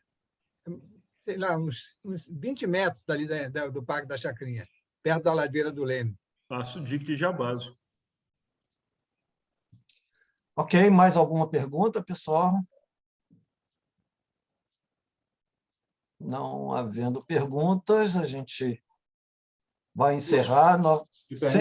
Sim, Girão, pois não. Eu queria só aproveitar o encerramento que você vai fazer e parabenizar o IBA pela condução desse trabalho. O IBA é um patrimônio do Clube de Engenharia. Sim. É uma pessoa que temos o maior respeito. E, Bá, você está de parabéns pela qualidade das pessoas que estão aqui, pela qualidade das apresentações, e agradecer a todos aí em nome do Clube de Engenharia. Eu acredito que o CREA também, o Senges, devem estar falando a mesma coisa. Um grande abraço, então. Ok. Obrigado, Girão. Eu ia exatamente ver... Essa é a ERJ, né? Desculpa, Isabel. Eu ia exatamente ver se você tinha algumas palavras para fazer o encerramento desse nosso encontro. Tudo bem. Mais uma vez, agradecer o IBA pela construção desse evento, né, de toda a organização, e da seleção maravilhosa de palestras que nós tivemos e de intervenções na nossa mesa de abertura. Um abraço a todos, então. Até a próxima ocasião. Boa noite. Obrigada, foi muito legal. Ótimo, bom, Camila. Muito obrigado, Camila. Boa noite. Boa noite, gente. Tchau. Parabéns a todos. Boa noite. Muito bom. Boa noite. Parabéns, boa noite. Manuel Martins, um grande abraço, Manuel. Boa noite, parabéns. Um abraço a todos. Parabéns, Oi, Jorge, parabéns a você. Todos. Tchau. Obrigado. Bah, agora caminho da independência, né? Oi, Ana Paula! Olha só! Tudo bem, Ana Paula? Tudo bem, agora caminho da independência. Olha, vale muito a pena falar de Frei Caneca, de pessoas que não são lembradas, certo? Que tem assim, uma importância muito grande da nossa história. Isso aí. Independência. Beijo, gente, para vocês. Tchau, gente. Tchau, Aninha. Tchau. Obrigado, Estela. Obrigado. Estela que conduz aí nos bastidores a nossa Foi uma honra para mim também. Um abraço. Obrigado, hein?